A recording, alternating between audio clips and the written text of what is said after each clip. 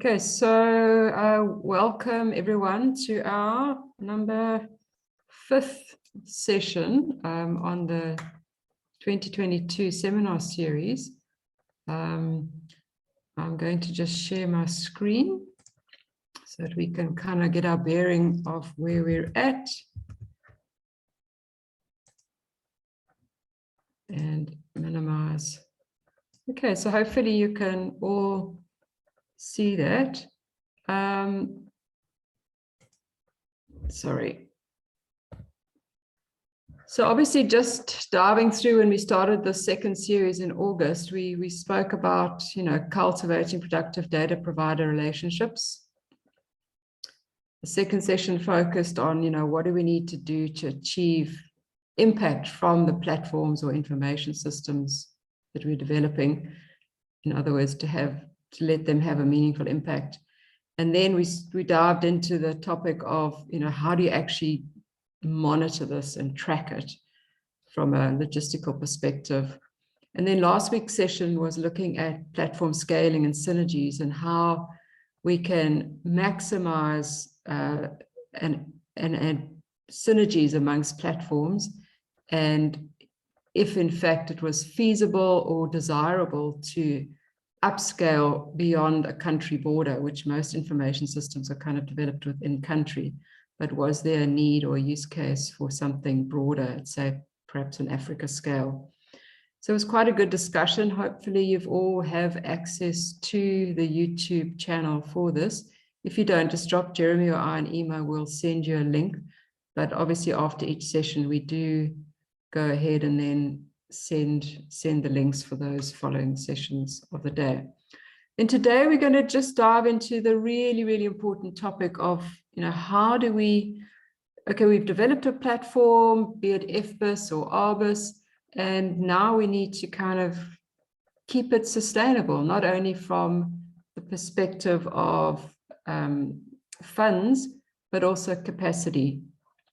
And then I just want to, before going into that a bit more detail, in 2 weeks' time, we'll be looking at outreach and promotion. And then the last topic on our agenda is around freshwater taxonomy lists. So let's just diving in a bit deeper to the session for today. So we haven't got a presentation per se, other than what I'm showing you here. So it's going to be a bit of a talking to these 3 questions and just gaining insight from the experiences of those in the meeting room, and see to what extent we are battling with common issues, or perhaps one group has actually come up with a more clever solution that the rest of us can learn from. So the key focus areas, and I think we'll just dive into it kind of one question at a time, but invariably there'll be discussion around all the topics in one, but that's fine. We are pulling out all the key points from all of our sessions, and we'll be circulating that at the end of the series in a bit of a report. And I'm potentially looking at maybe seeing if it can be published in some way or other, some sort of insights from the Africa Bioinformatics group. Anyway, that's a topic for another day. So the questions for today are, what are the key elements of platform sustainability? The second question is, what are our approaches to ensuring lasting capacity and funding? And then lastly, what is the role of partnerships in achieving sustainable freshwater bioinformatics in Africa? And at this stage, I'm going to now stop sharing my screen and essentially open it up for discussion. So I think just raise your hands and then we'll dive in from then. So welcome everybody. Hugo, go for it. Hi, Helen. Hi, everyone. I think it's a point that I've raised a few times in the seminars before, and it's kind of one strategy that we use. And essentially it's, co-developing dashboards so that, your outputs or functionality aligns with the key performance areas of, say, a key individual or an institution, So not designing something in isolation that suits your function or your preferences, and not just with the goal of data storage, but supporting, analyses that help them, is basically our kind of approach to sustainability. So making it part of the core functions of the various role players. Thanks, Hugo. But in terms of your experience, does it then also include, do the organizations that are the end beneficiaries of it, do they then provide follow-on funding? Like, say, for example, once Inwards is sort of up and running and you don't have any JRS funding, for example, is the IUCMA likely to provide ongoing funding for the maintenance or expansion? I mean, is that sort of what you envisage or you're hoping for? Yeah, so I mean, look, it's obviously we're quite far, just like you guys are, into your project. We're in the final phases, and the IUCMA have already provided funding for additional dashboards as part of Inwards. So I do foresee that there is sustainability in the workings that will hopefully, at least for the Nkomati side of things, gain new dashboards, but also this kind of sustained use. But you've got partners like Kruger National Park. They always heavy hitters in terms of having a name behind you when you're applying for funding. So having partners that are actually utilizing the system, that do come on board as partners, that are keen, or really involved partners, do help with the funding process. So you might find that they're going to be partners or users that are actively funding it, but then also partners that might play a big role in actually getting funding, especially with your international funders. They see institutions like Kruger National Park, and they know them. So that really does play a role in securing funding for sustainability of the platform. Great, thanks, Hugo. Andrew? Thanks. Yeah, I agree with Hugo on that having a link to a sort of national process that shows utilization at the sort of policy interface level is always going to be useful. But I guess for me, the real difficult one is the combination of questions 1 and 2, in that funders, and I'm not actually that experienced, you guys would know better, but I get the sense that people want to fund a build. They want to fund something new and lekker, and then when we built the thing and you're trying to get funding to sustain it, that's a much harder sell, because people are always trying to, so I just have that sense that it's a tough one to raise money for sustainability, and that's when it tends to fall back on the kind of institutional funding, like Sanby's institutional funding, and then and that obviously has its huge challenges, because we just keep getting our legs cut off in terms of the funding we're getting from Treasury. So it's I wonder if there's something you could reflect on there, Helen, or others, just about like how you crack that funding something that's already built story to keep it going rather than the new. No, it's such an important point, and it's something that we continually grapple with. And very recently, we sort of gave a bit of a show and tell to an organization around FBIS in the hope that we could sort of tempt them to provide some sort of sustainability funding, and it didn't really fly. But what was mentioned, which we're now looking at quite seriously, and we have in fact, without even realizing it, already kind of done it partly, is with FBIS, where we've got one system built and then we've set up instances in other countries. Some of the funds for that could be used backwards to keep systems like the mothership, and you've heard me talk about the mothership, but to keep the back ends and the maintenance side working. So, but obviously that's a bit like a Ponzi scheme. Eventually you're going to run out of countries to offload a new version onto, and then everyone's going to fall flat. So it kind of works in the short term. Well, the short to long to medium term, I guess. But I can see that it might become a bit of a stumbling block when the countries dry up that want the system. But that is a potential. Nancy. No, that's interesting. Just so funny, because I wrote, as you were saying that, I wrote Ponzi scheme. Oh, really? I saw you having a giggle there. Yeah, exactly. No. Okay, cool. at least no one's getting ripped off in it. It's just a case of, you know, adding to the mothership kind of funding supply, I guess. Nancy? Hi, welcome. Hi. I hope I can remember 2 points I'd like to talk about, but one is still on the same theme that you guys are capturing. And also a while back in one of our meetings, we talked about that system of information that's also feeding in, so it's not a, it's the FBIS platform is wider than the inwards in a way, because inwards is like one task of okay, many tasks, multiple tasks, and you guys, Hugo, you've aligned so really well on the exact tasks that particular group of people are doing. The biodiversity information system is linked to, if we could map out the country, so it's particular, and then you could map out the continent if you wanted, but there's a lot of role players, and it's like quite a interrelated relationship, and I think you've got like one big group that's at the moment talking about, again, building an internal platform to look after their own data. So there's a lot happening all the time, and I'm just trying to map out the tensions in the longevity, and the more and more that like Hugo was mentioning, Sandparks is a key player. The key players are working together.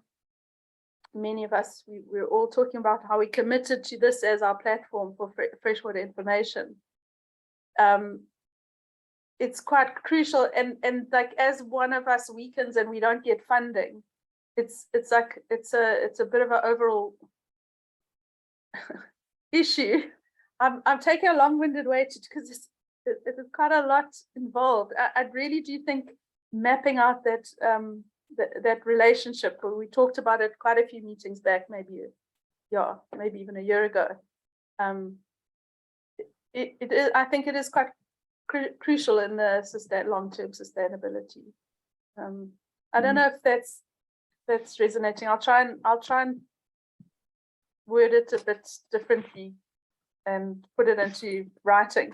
But then the other thing that I wanted to just check is in the either the previous meeting or 2 meetings back, we were talking, and I don't think it got picked up, but about our particular issue about open source infrastructure versus the Microsoft infrastructure, and being able to link and building that bridge. I think it was put out there, but we didn't mention it as any solutions to it. So I still think that's hanging as an unresolved problem. Sorry, I'm just putting out questions. I'll try and think about wording them a bit more simply. That's fine. Thanks. Yeah, I mean, in terms of the relationships between different players, I guess, in a way, in the bioinformatics field, and like including stakeholders and data users and data providers, it would be quite good for if you could kind of put together a schematic, because you know you're at the cold face of talking to everybody. The likes of myself and Jem are not, and you know we rely on you to be our kind of person who is involved in those discussions. But it'll be really good to get some feedback and some sort of schematic understanding about who is talking to whom, and you know what the big picture is and how FBIS kind of fits into that. Maybe it could even be, we've got one slot free that we're looking for some sort of expansion of a topic on. I don't know, maybe just think about if that would be, it would be quite South Africa focused, but I guess it would have applicability to other countries, Rwanda. I mean, Beth, your experience there as well, and it speaks a bit to sustainability, but it's also broader than that. It's, you know, it's getting buy-in, and it's the whole aspect, all encompassing aspects of the information system. Nancy, I don't know. Okay, you've done it. Yes, I'd be happy to. I think that would be great to have a working session. Okay, excellent. Because Jem, are you happy with that? Because I'm offering it that slot, but I think it makes sense. I think it'll help us a lot, certainly within the context of South Africa, help, and then potentially beyond. Yeah, I was thinking the same thing, and I think it sounds like a really nice focus for a session. So thanks, Nancy. I'm really looking forward to it. Great, brilliant. So I've gone blank on your second point, Nancy. The dreaded Microsoft. Yeah, open versus closed. Yeah, I know. Obviously, it's a big thing, and it was raised right at the get-go. And then every time we raise it, Tim sort of says, "No, that's really not a big deal." But from a technological perspective, I don't know. What that means. That's what I suspect. So I'd love us to even have a session on that, on what does it take to make a bridge. Okay. I really suspect, like in those early days when we were having this, I had no capacity, I had no knowledge. I'm slightly more knowledgeable, and I think like it seems if you break it down into some of the components, like any one of us could host some of those. I don't know. I'd love to have a session on that. Okay, well, we can always add that as a possibility. And yeah, I mean, obviously I don't know if Beth, that is something experienced beyond the borders of South Africa in terms of open source versus proprietary or Microsoft or Esri, for example. Is Beth still in the room? I'm not sure. Yeah, I'm here listening. Yeah, we just started talking with NatureServe, who works with Esri products, and they talked about how they could develop what they called like a skin, so a way to put that over our system, which is open source. So yeah, I'm just learning more and more about the pros and cons of the open source versus other software that's already available. So it's a really interesting, it's a very important topic that I think we're all struggling with. Okay, great. Thanks for that. Then let's add it to our conversation topics. That'll be excellent. Leo? So on my side, I see this as I have two inputs on this. One is on the business process side and the other one on the technical side. So I think on the business side of things, one has to prioritize risk management early on in the project. And because we tend to look at sustainability as a funding issue, but there may be other barriers. Having a register of all the risks to your project or system and managing them properly, having a contingency plan for every risk, I think helps in advance. So that's just on the basic side of it. And on the system side, the technical side, I think what can be done is having a decoupled architecture model. What I mean by that is the components that make up a system are easier to maintain if they are built separately, rather than everything's just integrated into one system, because you could almost outsource some of the maintenance tasks to other organizations if it comes to that. Yeah, so I think that's just my input. I don't know if you have thoughts on that. No, I wouldn't even know how to begin to decouple FBIS. And I don't know that I'd want to decouple it. But yeah, I hear what you're saying. Spreading the load, I guess, in terms of maintenance. just to give an example of what I'm saying, I don't know if it will necessarily apply to FBIS. At STAYON, we usually get funded for projects like the South African Risk and Vulnerability Atlas. That's where we get our money from.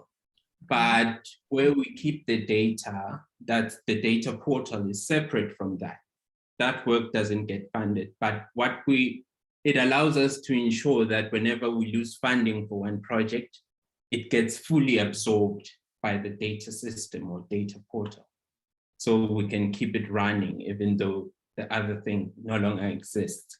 So I mean, that kind of thing. And what we make sure is that on the back end side of things, where we keep the data, where we store metadata records and so on, it's separate systems because they won't be obsolete at the same time. So it's easier to maintain at different times or different time schedules as technology improves.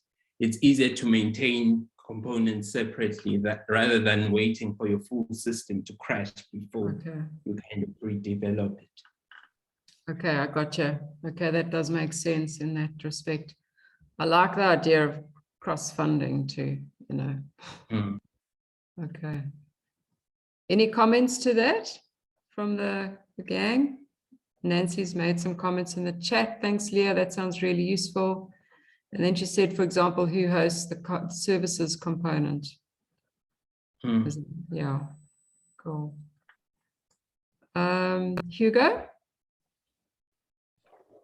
Always perfect timing. The dogs are barking. Stop it! Hey. Sorry, I'm gonna bring it back to Nancy. You know, with the open source versus Microsoft. Sorry, I'm trying to move to a place where the dogs aren't going to be too loud. There we go. You know, this is exactly one of the things that we grappled with, and it was also to do with sustainability. So we didn't go the web server route where, you know, all the heavy lifting is done on a web server and, you know, the entire system is built in the cloud. We went the route where, you know, only the essential data will be transmitted back and forth from the server, but it's a native desktop app, meaning built for Microsoft, built for Linux, built for Mac, all done at once. It's called Electron. But what really is nice about Electron, it means that you can interface with various programs that are already installed on your PC. So, you know, if we've got models running through WQSAM, their data outputs, we can constantly fetch that data whenever we need to populate the database for inwards. So building with a open source system that is then also native to an operating system like, say, Windows, allows us to interact with those different software packages that they currently run, but then pull the data and utilize it in the way we want to use it. Just in terms of ArcGIS, we've also just embedded our own map kind of thing. So ArcGIS has these online maps you can create and you can embed. So that's embedded into it as well. So there is a proprietary, you know, kind of based software, but it's within an open source system.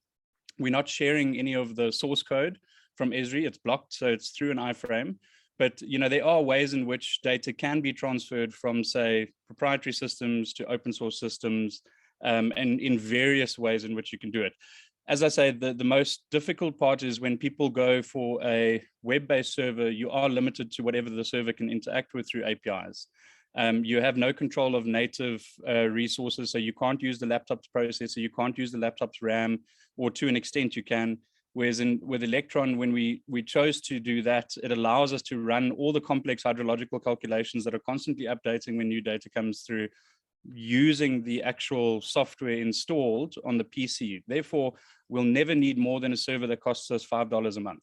And sustainable wise, that is a bonus for us. So, you know, if you're looking at sustainability, there are different ways of approaching just by the use of the technology or the choice of technology.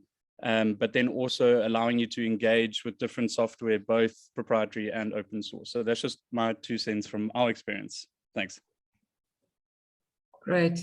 Thanks, Hugo. I think just before I opened up for Mike, so from the perspective of sustainability, we've obviously got the financial sustainability, i.e., you know, one needs a budget to keep a platform beyond its development date. And then we also have capacity. So it'd be nice. I'm going to ask Mike to ask his question now or make his comment. But can you also just think about how do we deal with capacity and rolling stones, people moving on, and sustainability from that perspective. So, Mike, welcome. Yeah, so a bit difficult to kind of follow on the looking at the little blocks on the screen, but I'll try. Yeah, one important thing that we need, and tell me if the microphone is not working because I had problems with it. No, it's all good. One thing we should make use of, like with aircraft disasters, is the rivers database and what happened there.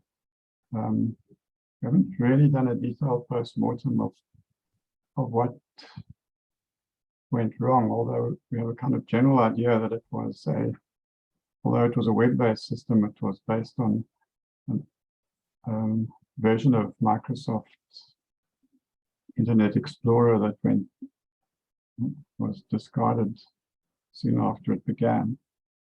And it was based on software that was really closed, so that there was only one person who knew how to edit it and keep it going. So I suppose from there we learned that you do need open and flexible software and a database that isn't, you don't have to spend a huge fee to run. But we also found that there wasn't any succession planning going on in the background. Kind of assumed that it would run itself without someone being in control of it and then handing over to someone else. It was sort of assumed from senior management that it just ran. And I think that's probably a communication problem where there's such a long path between the information you get from the system and the people funding the system that they lose track of the connection. I think a similar thing happened with the Department of Water and Sanitation's monitoring system.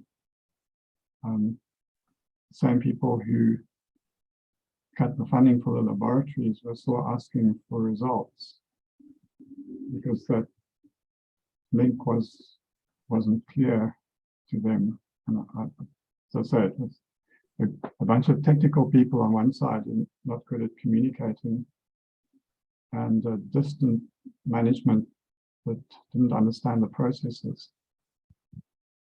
Then there was also a funding problem which is linked to those. There was no ability to carry on funding the project.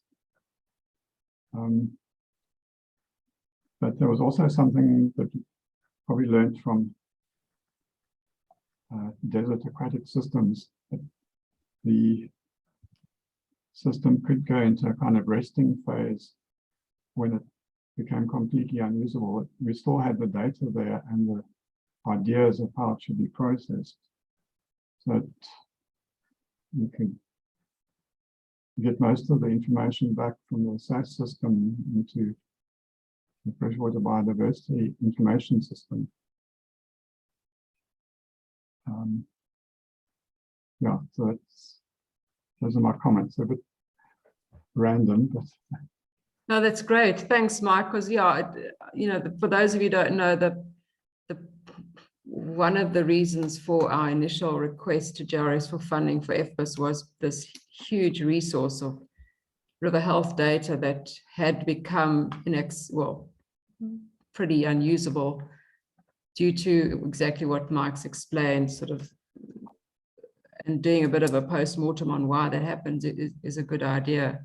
I mean, I'm assuming with the by focusing on open source rather than proprietary software, that the issue around it not working with older versions, we have had that, well, in the case of FBIS, had discussions around that with Cartosa, and there is a need to update the technical back end aspects of it on a fairly regular basis, but it's not as onerous as I think with perhaps proprietary software. But yeah, there certainly is the need for funds and capacity, I guess, to do both the technical maintenance. So after a platform is developed and all the bells and whistles are there and nothing more is going to be developed, you want it to continue being used and making a difference, and by ingraining it into like outputs like the NBA and the red listings and what have you. Perhaps that is one option, and then to try and secure both funds and capacity, either in-source or outsourcing, to maintain both the technical and the administrative sort of sustainability of a platform. And Andrew, I'll always remember at our last steering committee, you said it's really important to have a cheerleader as well, who continually promotes the system that you're developing and encourages data providers to continue adding data, because that's another really important component that speaks to sustainability, is how recent is the data and are people using it. So I'm not going to hog the floor, but I just wanted to put out those few points there. I see, Jeremy, you've got a hand up. And Helen, I can't seem to manage the hand up, but that's fine. make a comment. Hi, Yeah. Matthew. Hi, welcome. Good. Hi there. Mm. Jeremy, did you want to go in, or can I make a quick stealth comment here? Matthew, you take your time. Thank you. And then I'll instantly cede over to you. Yeah, so Helen, this last question is a really haunting one for JRS, because I think, especially in the African context, we've just found the sustainability aspect to the platforms really elusive, really elusive. And you can imagine if they're difficult in South Africa, you can imagine in East Africa and some of the other places that, really don't have the capacity in informatics that you see in RSA. So this is a question we always now ask before funding, because we want to be reasonably certain that there's a sustainability aspect to any of the platforms being used by a grantee. And the other thing is, outright, we will not fund anything that uses a proprietary system, because we found them simply too, regardless of how stable they are, they're simply too inaccessible for the greater good, right? Even if they're a very quality system, if users have to pay, you're automatically restricting and limiting the user pool to very, very small numbers. Anyway, I'll stop there, but thank you again for raising such relevant issues. Thanks, Matthew. Yeah, very, very important points. And I remember Don always saying to us, we need a sustainability plan. And it is, even in South Africa, it's elusive. I mean, I think everyone in the room 100% supports FBIS, and can't imagine it not going on forever. But the real hard, questions are still, we're still trying to grapple with it. And I think we're getting closer along the road, but we're by no means there yet. So great. So Jem, and then Andrew, thank you. Yeah, thanks, Matthew. That's really cool insights. And I guess that is one way to improve sustainability, is to, right at the outset of the grants, make sure that, there's been a lot of thought given to that for the project. And there's like a sensible plan. Whether things go according to plan or not, that's another story. But at least to see there's a strategy there for it, which, yeah, getting that right at the outset that's good progress. That's great to see. But just a bit of a reaction to Mike's insights, which is just something I haven't really thought about before. But I guess like related to sustainability is like platform resilience. And, you know, in times of feast, I think it's really great to develop, you know, intricate functionality that really hits the points of user needs and can really have the impact that we hope it will have. But maybe we also need to, you know, as Mike says, think about the times of famine and how do we keep systems alive? What is like the life support system for us, for a platform in times of no funding? What, you know, the word modular from Leo's insights kind of came out to me as well, you know, as like, it's great that if you can't sustain everything, maybe there's a core element of the platform that's relatively cheap and easy to make sure that that keeps ticking over for like, you know, a longer term vision, maybe even like 20 years. But not necessarily all the bells and whistles have to be always working all the time. I guess at the end of the day, we just want to make sure the data are accessible and not lost. So maybe to have almost like a dormant phase, that's much cheaper and easier to sustain for those 2, 3, 4, 5 years in between, you know, abundant funding. So yeah, just a ramble and insight, thought I'd share it. But that's great, Jim. And I mean, it's so true in any funding climate, you know, you have times of abundance and times of famine, and you know, to plan for the worst and be grateful for the best, you know, definitely. Thanks. Andrew? Yeah, so I mean, this is obviously something we've thought about from the very beginning, and it's almost like the FBIS has been a bit of a test case for me about how an institution like SANBI that has gone the proprietary route needs to, and it's abundantly clear, there have to be bridges built between the systems, and interoperability is essential. And so this has been one of the stated things that we said about it. This was we would use this as a test case to see what has to happen on the NBIS side as being developed by SANBI, to allow for that sort of interoperability, to make sure that the APIs work between the systems and so on. So I would like to go back and check with the NBIS team at SANBI on that, and that was the goal, and now what's the reality in terms of that. So that's the one aspect. It's always been a bit of a test case on the cross-platform, well, sort of open source to proprietary link. And but the other side of this is that it's really clear to me that this is a problem suffered by all monitoring programs that are long term. So the Bird Atlas is the longest, most robust sort of monitoring platform in the country, and it struggles because we struggle to get the funding to fund Michael's position to keep the thing upright.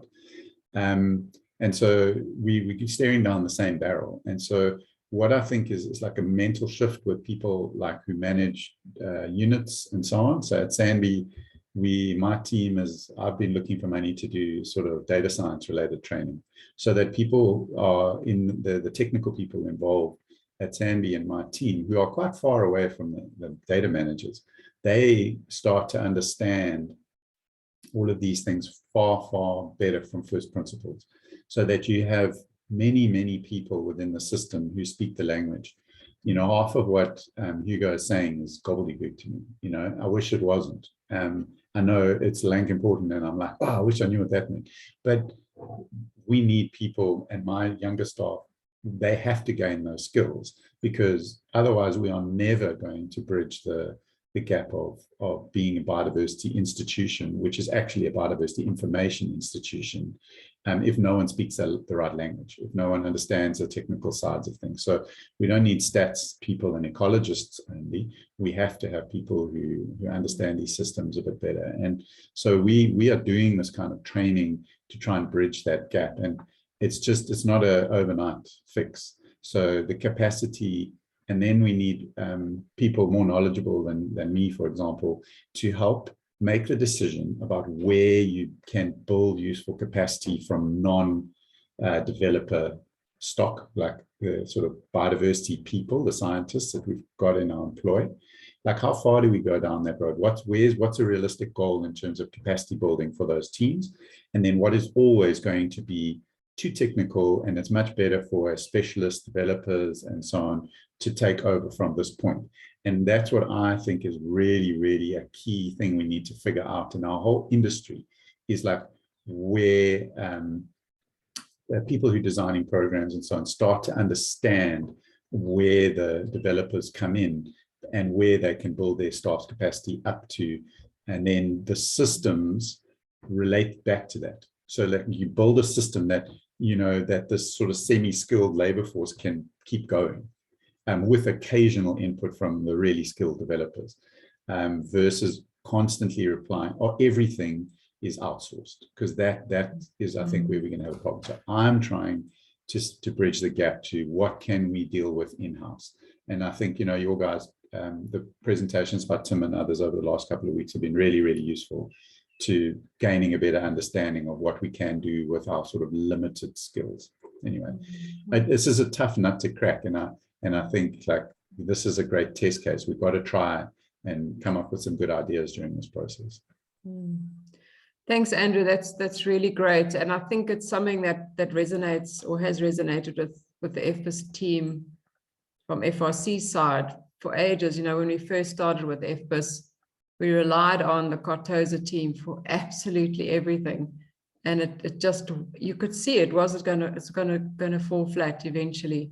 And we've kind of forced them, and they've been very willingly forced into making it more sustainable from an admin perspective. So to do all the coding or making the back ends work in a much easier way. And I mean, Nancy, yourself and several other SANBI people participated in different bits of training, and, you know, to sort of kind of harvest data from GBIF now is sort of quite a straightforward thing for a person. And that's where you say the semi-skilled labor force versus a highly skilled programmer. And I think that's where we were kind of heading.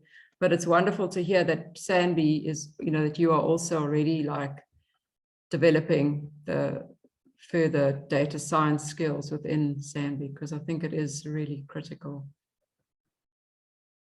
Thanks so much. Amy? Amy, I don't think everyone knows who you are, so maybe just Hi. introduce yourself. Hi, everyone. I am Amy. I hope you all can hear me. Yep. Alrighty. So I'm from Cartosa. I'm one of the people that work on the general FBIS system. I am by trade a GIS technician, so I make all the layers look pretty and put them up onto the online map. But of course, I do know quite a bit of how the back end, etc. works. So I just wanted to quickly share my screen, because in a way, Let me just, let me know. I'm just going to activate that. Hang on a sec. If that's okay. Because in a way, the system is already quite modular for you know, the sake of the word, because it's based on, can you see my screen? I'm hoping you can. You should be able to now, I think.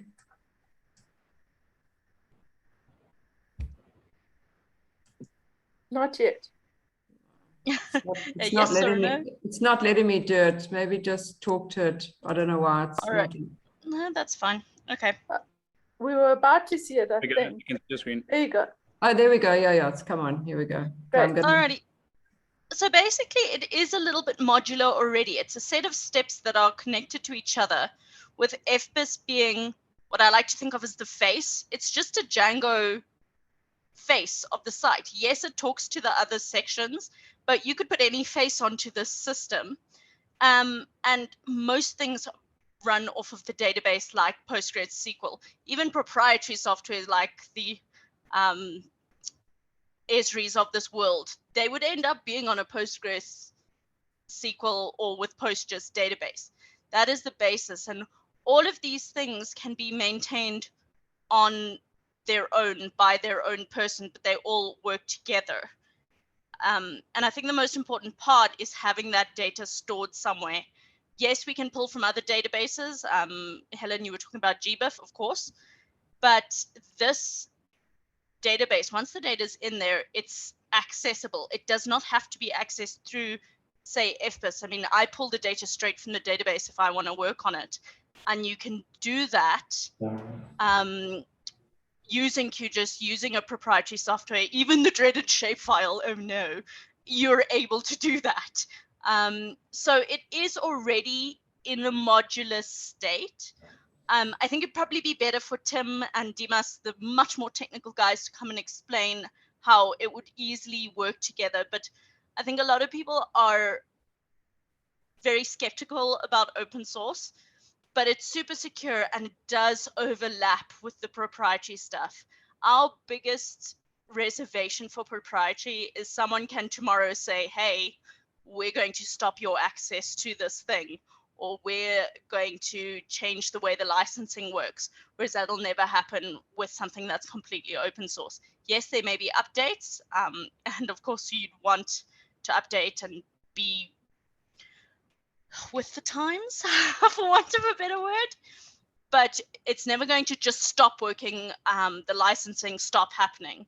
But I think what is the most important is you are going to need a champion of this. It's not going to run itself. A database will always need someone who's just checking in if it's running, if it's up, what's happening on the server, etc.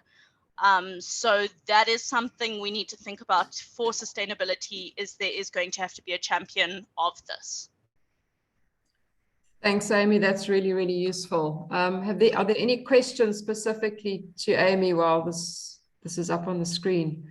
It speaks a bit to your point, Leo, with compartmentalizing, and Nancy and Andrew in terms of the two, software, proprietary and open source.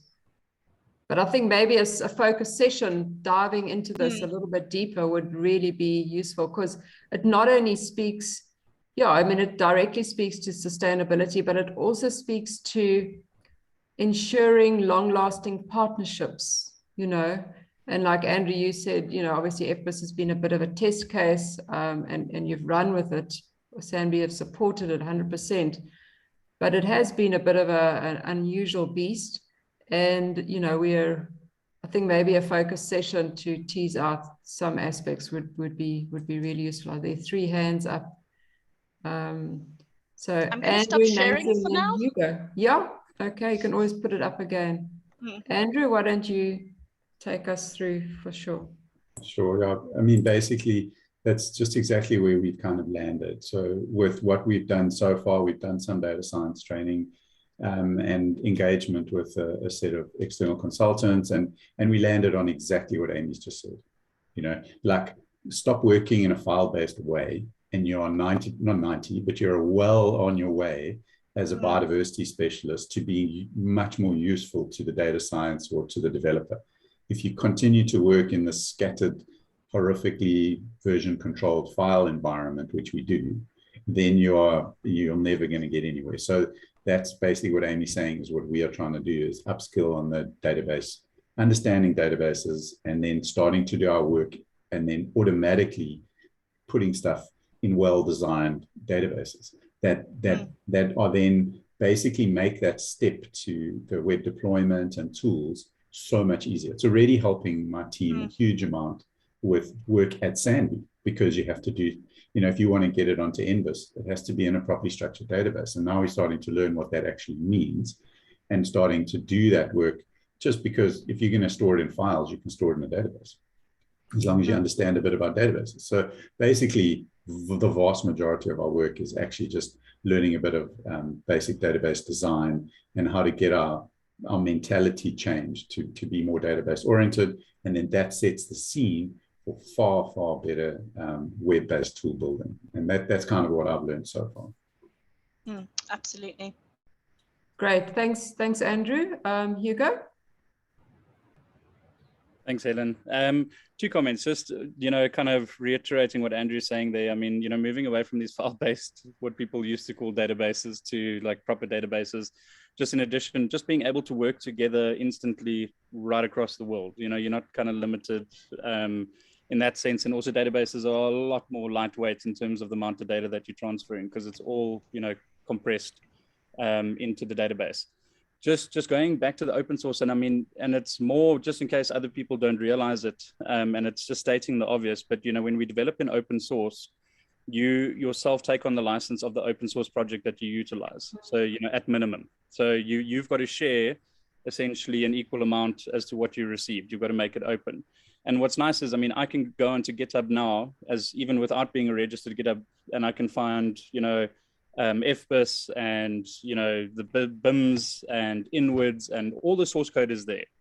What this basically means is you are not locked into a service provider. So, you know, the beauty about an open source system is, you know, if, you know, your software developer that you currently are using decides, no, he's going to hike up his prices or hike up her prices, you know, you still have options available to you. You can shift that and just carry on development with a new service provider.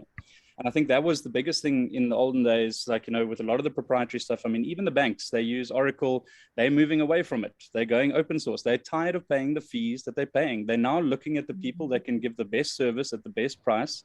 And there are many of them utilizing open source platforms.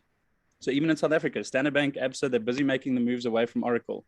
So there's a big transformation in terms of the open source systems they use, because it opens up the providers of services immensely. You know, essentially anyone can become a what's it called, maintainer of a database, if they can understand the architecture of that open source software.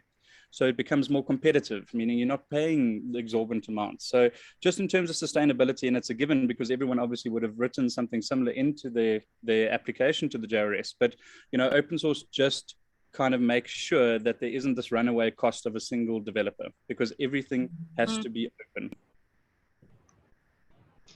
But in saying that, it's still secure. Your data is still secure. You're not going to go have people running around changing the data, etc. It's the code that's open, not necessarily the data, just for anyone who's confused. Thanks, Hugo. Thanks, Amy. Yeah. Although obviously with our JRS projects, the data's open too for anyone who wants to get it. Very important.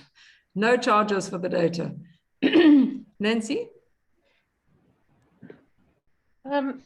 Do we see, so we don't want to have a proliferation of more platforms. So if we can see the conversation maturing in the years to come, I'm thinking that where we'll be wanting to see some funding and some support is in each of these modules. So building our capacity to prepare our data in such a way that it's easily shared in the modules.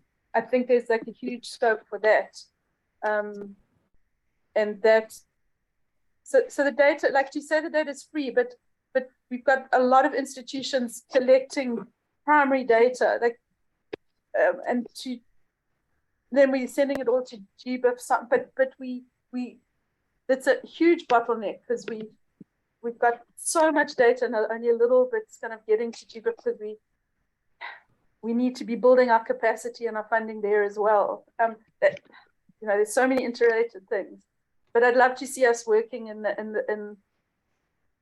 across, seeing some time spent on that, like leveraging the information at lower levels, more detailed levels. What do you think about that? Yeah, I think it's critical, and part of the training that we're doing. I mean, Matthew, we kicked off 4 or 5 weeks ago with some FBIS SAS training. I mean, FBIS training to try and upskill data providers. And I think that speaks directly to your point, Nancy, that, you know, if you can spread the kind of the load. What did I use this morning? It takes a village to raise FBIS. You know, where everyone can contribute in their own way, be it, you know, Vadersbos Conservancy are wonderfully adding data almost on a monthly basis to FBIS. So is Cape Nature. And then, you know, the more people we can train, including consultants who traditionally use information systems, but don't always add information back, to the system. And that's exactly why we developed the carrot approach, you know, where they can get great visuals and graphics, you know, by putting their data directly into FBIS.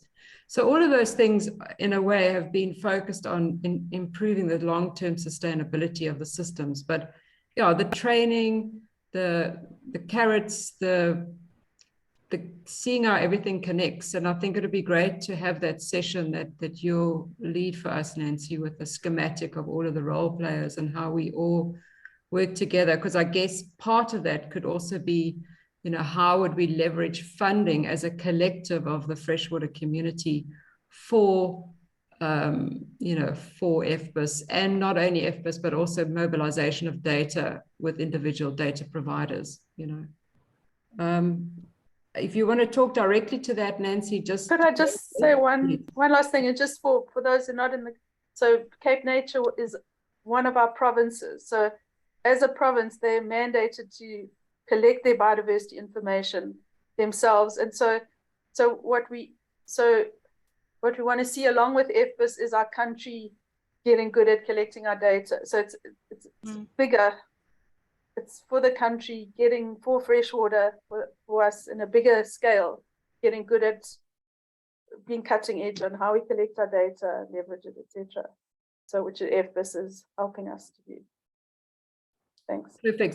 So you're speaking to the monitoring or the fish surveys or the frog surveys. So right at that cold face of getting the data in the field and then following it through the data pipeline so that it's available in a system like FBIS. And we need to... Yes, because that's the data. Yeah, so exactly. it's not about funding collecting it, but it's about how do we name that data? How do we manage it in such a way that it's can be harvested? Do you know what I mean? Just even the way we name it and store it, all of that. So we're not left behind. We can all start to standardize and learn collectively. That's what will benefit our freshwater systems and our way of working as a country. Absolutely. Mike? Just following on from the idea of training and learning, I think the scientific and technical people should understand what's going on the information technology side, but it's important that you have understanding going the other way too, that you should have some experience being taken out on a field trip and seeing how the data is collected, because you sometimes idealize what the information is. It's sometimes quite messy collecting data. You also might want to propose data collection methods which are a bit impractical, like standing waist deep in a flowing river holding a very expensive laptop. You wonder whether this was the right platform to use. Mm-hmm. Yeah, 100%. Thanks, Mike. Sarah, I wonder if you've got any perspectives from your experience. You've been in the field a while. I'm sure if your microphone's working today, it'd be great to hear from you. Okay, let me try. Yeah. Can you hear me? Yes, okay, we can. Thank you. Well, it's really nice to hear what is coming from the south. From our end, I think the biggest challenge is the technical sustainability, because we started off by using outsourcing, and of course you have talked about outsourcing and the pros and cons of outsourcing and using the in-house. So we started off with outsourcing, and even with the outsourced services in the technical development, it was very challenging because there was also a very high turnover on their end. And we felt we were not getting much value. Right now, because our project ended, we have moved into internal maintenance. And of course, in my case, really, it is one developer and who is not a permanent staff. So that really is a big challenge, because it's not like a team like what we had with outsourcing. And obviously the developers are highly sought after people. And so you always run a challenge that they will leave, or because you're only dealing with one person, then you are restricted in what they can do. However, I think what has been said about this modular approach and the open source, of which we are also proponents of in terms of the technical development, I think is very useful, because then we could borrow from what others have done and make use of it instead of trying to start reinvent the wheel from the beginning. Yeah, but maybe just a question I would put to the technical people, because what is it's proving also to be a challenge that when you go open source, you probably need more skills to customize to what you want. And maybe proprietary, there could be something already existing that you could use. So we, especially on our end with the very little capacity and still not as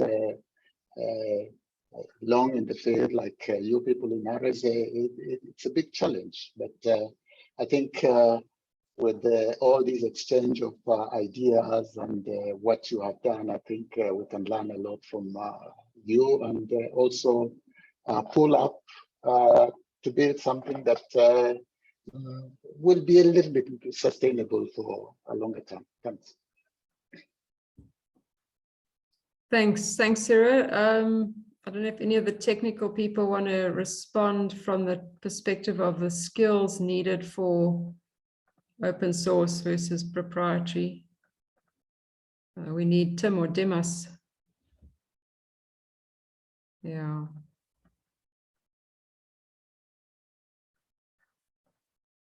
Pachi?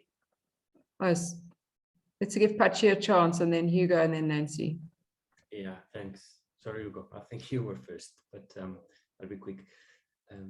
Now, just from my experience, I think I find a lot more training resources and things like that for open source software than for proprietary software. Usually proprietary software sells the training basically, so you have to pay for it. So I think, yeah, I find, yeah, I would say it would be easier to train someone else to take someone else's place if they're using open software. And also the code is out there, so for anyone to see and review and improve. So yeah, I would say in that sense, yeah, I would go with open source as well. And now that I'm at it, I'll just add that I usually find it more difficult to collaborate with individuals, with people using open software, but I usually find it easier to communicate with like other systems. Like if you have to access high performance computer cluster or something like that, it usually works on Linux. And yeah, but people are still a bit stuck on Microsoft. Basically, if you're gonna yeah, write something, you usually end up using Word. But if you're going to communicate with a computer that's somewhere else, then you usually use Linux. So yeah, those are my two additions. Okay, great. Thanks for that. Hugo, are you not wanting to? No, sorry, I just laid my hand before I opened up my mic. Okay, go for it. Pat, you said exactly what I was going to say. Just with one addition, I mean, just from the development side of things, when I've been looking for, you know, be it graphs or maps, like, you know, the actual code that produces graphs, maps, that kind of stuff, you know, the modules, it's always open source. There's there's very little. I mean, I can name one, kind of proprietary system that even comes close to the open source systems, and that's Syncfusion, which is what you can use on your C# or your desktop applications, and it doesn't even compete. So most of the modules, the only thing I ever find that people have a bit of a difficulty in transitioning from is, your GIS system. So people are very familiar with ArcGIS. You introduced at Varsity. When I was at Varsity, it was ArcGIS. There wasn't, really an open source kind of community or well established yet. But I think you'd be quite surprised with the even just the GIS stuff, the open source stuff that's out there. So yeah, in the field of development and user kind of interfaces and engaging with data, even R can be, it's an open package that you can put into your application on your server. Like it's all open source. So yeah, the only thing that I find, as I say, is the proprietary stumble block is ArcGIS. The rest, everything's always open source is the winner. QGIS. Yeah, exactly. So QGIS is now becoming huge. Yeah. Come to Open Day. Shameless plug. Yeah. Andrew, were you next? Yep, go for it. Oh no, Nancy, what happened to you? Did you want to still have a point? I just wanted to agree with Ciro, and I think I put too much in the chat, but that was one of my points in the chat, is that there's many that are collecting our data, like Cape Nature and many.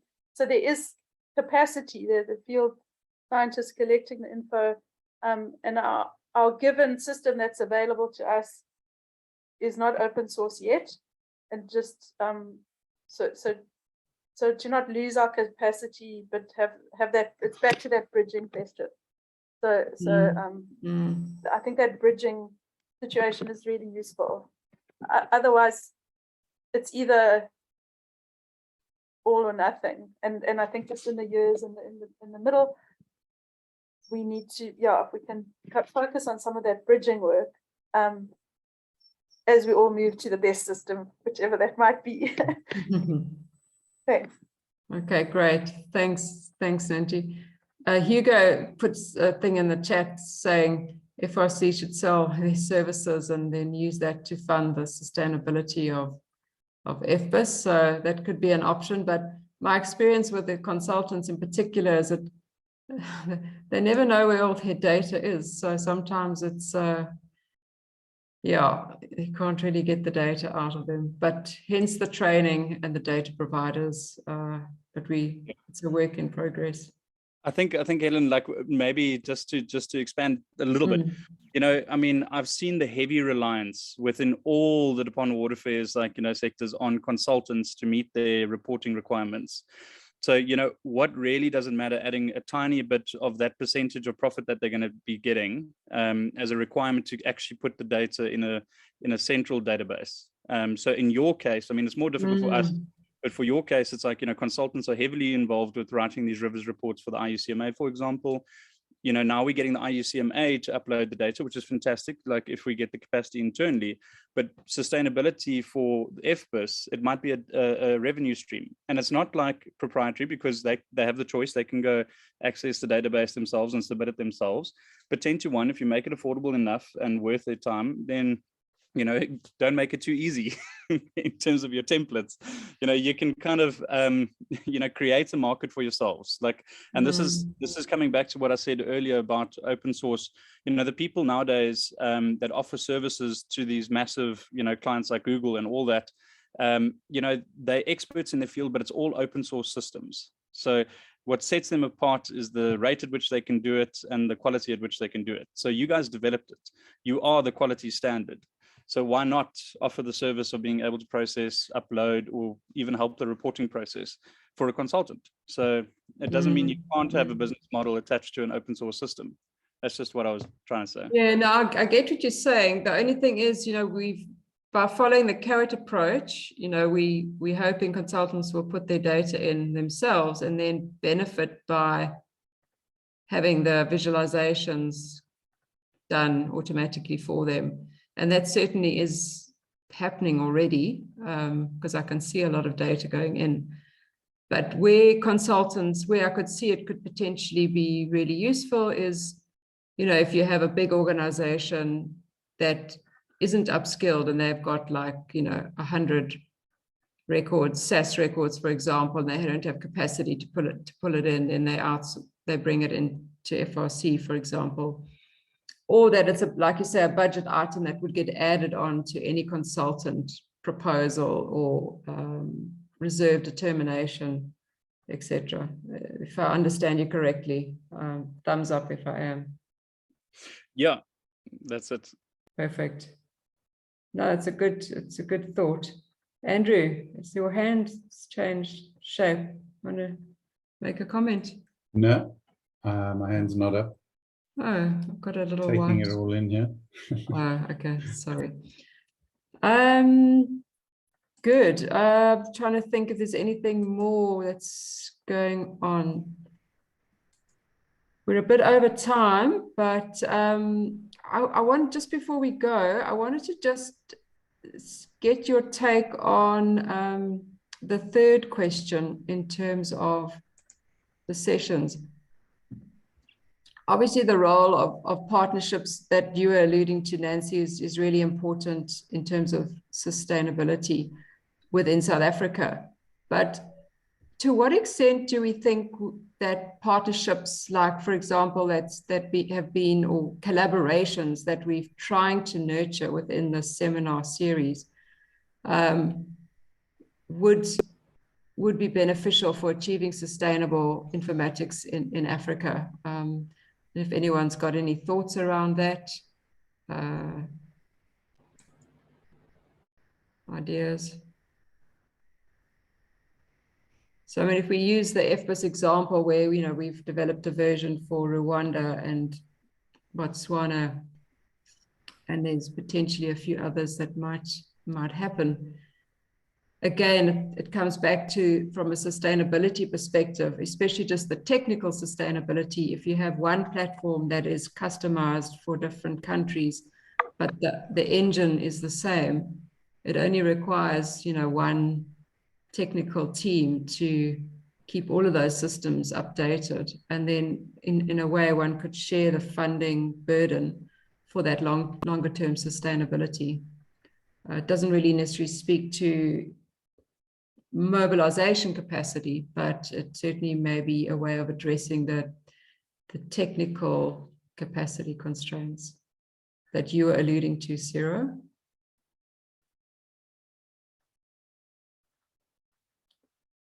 Okay, I see there's another chat.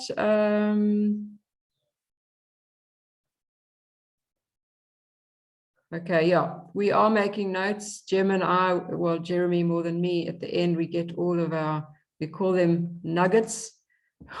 We bring out all the nuggets from our sessions, and we'll be consolidating these at the end of the series for a report for you, Matthew, for JRS. And then obviously it'll also be distributed more widely for input from our colleagues beyond the South African borders, across Africa. I think I'll like to leave it then, unless there's any more specific comments. If anyone wants to make a last point, feel free to raise their hands. I think it's been quite a good session, a lot of food for thought, and from it we've got 2 more ideas for sort of deeper diving into 2 new topics. One of which Nancy will kind of take the lead on, and then I'll try and bring in Tim and a few other technical individuals to really try and tease out some ideas around open versus proprietary. We've already had a lot of insight in today's session, but I think it would be worthwhile, especially linking, the FBIS context to SANBI, would be worth a closer look. Amy?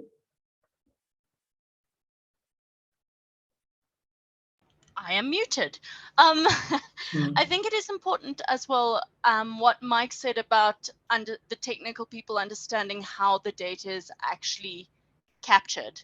And I think in Amy Dream World, it would be great if every data collector had like a waterproof cell phone that had a GPS, and they had Q field or input on that phone. They could get the data, input the form. When they got back to the office, it would sync with the cloud, and that would immediately go into the database. I don't know how, feasible that is, because it might still be pen and paper in the field. So I think it might be really useful to maybe dig into that a little bit, how like the science and tech actually connect. Because I know a lot of people would go back, take their piece of paper and throw it into an Excel spreadsheet, whereas there may be better options. So that's just complete side note, but Mike made a spark go off in my brain, so that happened. Absolutely, no, good point. And obviously it's one of the focus aspects of the FBIS this funding cycle, developing the mobile app for certain data components that are sort of relevant for field collection, to try and increase the data flow into the platform. But yeah, Matthew's agreeing that's a great idea, intersection of field science and tech, and how the two can, well, that we speak the same language, that we can understand what each other's doing and work from there. Excellent. Okay, then I'm happy to leave it there. Are you everyone happy to sign off now? It's been a good session, and we will distribute the video as we always do in the next day or two. Awesome, thanks. Thanks so much. Thanks very much, everybody. Thank you. Always appreciate you taking the time to be here. Yes. Bye, everyone. Thanks. Cheers, Andrew. Ciao. Cheers. Cheers. The previous session. Thanks, Aline.